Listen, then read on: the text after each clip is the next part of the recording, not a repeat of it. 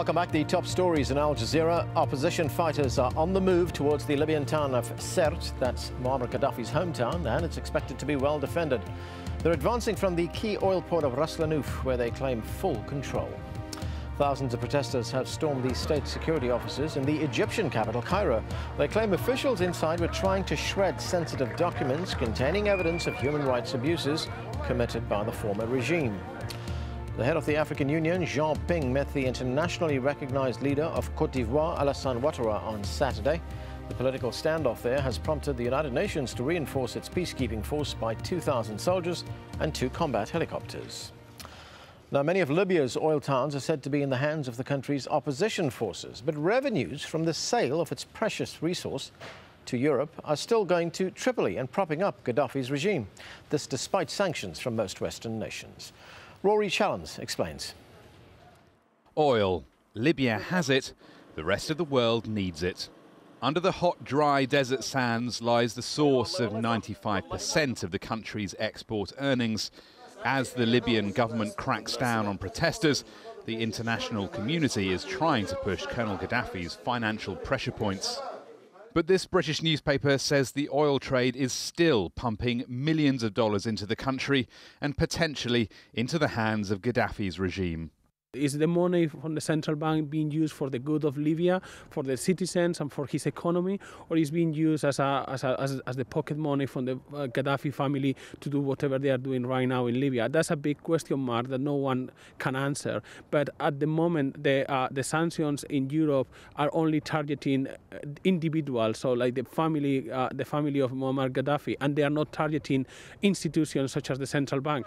The web of international sanctions brought down on the Libyan government has plenty of gaps in it.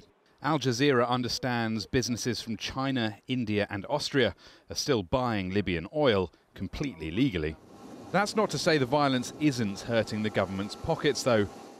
Libya's oil fields, like the ones in the Sirte Basin, El Bouri and El Hamra, provide Colonel Gaddafi's regime with 80% of its revenue. In 2010, exports were about 1.3 million barrels a day. Last week, that had slumped to under 600,000 barrels a day, and it's still falling. We hear about a lot of fighting centered around oil export towns, potentially soon maybe fighting also around oil fields in the Sirte Basin, where there's a fault line between the east-west coast.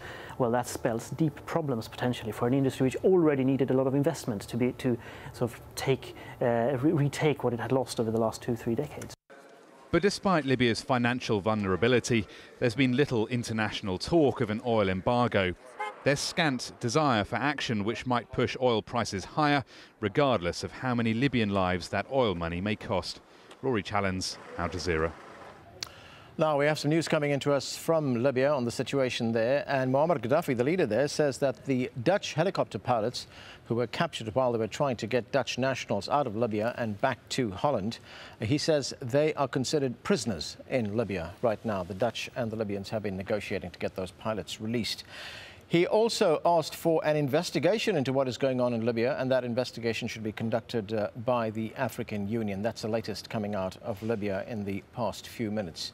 Now, Hafed Al-Khawel is a Libya and Middle East analyst and a member of the country's opposition. He joins me from Washington, D.C. Thanks for your time, sir.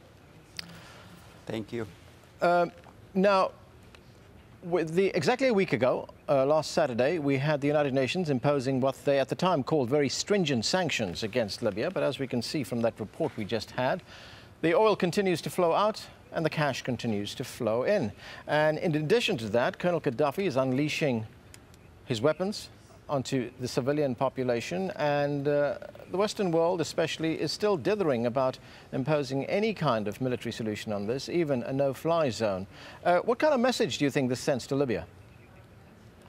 I think it's sending a number of messages, not only to Libya, but to the world at large, for dictators and thugs of all sorts, whether heads of governments or heads of non-state actors. The message is, as long as you have guns and you are willing and able to kill and hold your own people hostages, then go ahead and do it, because the international community is incapable of doing anything effective other than issuing declarations and maybe some financial sanctions that you can easily go around, as your report a few minutes ago has shown. To the populations of the world and of Libya, obviously, it is basically telling them that if you in order to survive, you need to take up arms and you need to engage in a civil war in order to be able to protect yourselves. So it is an extraordinarily dangerous message. I think people of all sorts of around the world are now recognizing that we effectively are at the threshold of an entire collapse of the international political order. Shouldn't the point also be made that not only does he have arms, but he also has a lot of oil? And does that perhaps explain some of the reticence on the part of Western Europe and the United States to impose any stronger sanctions against him? It is a very, very strong possibility. I mean, we all have seen over the last 10 years or so that oil has trumped everything else in dealing with Libya for the West, as well as to China and India and others. But that really is where we are having a serious problem, because if this is the kind of political process that is now leading the world, then we are looking at people who are short-sighted, who are worried about getting a few barrels of oil today without really understanding the larger strategic significance of what's happening. That's a very dangerous situation for the world to be in. And I've been saying on your programs in the past that the failure in Libya will cost far more than just Libya. It's a global cost, and it will be a precedent that will be extraordinarily hard to overcome. Okay, so we're going to have to leave it there. Thanks for joining us.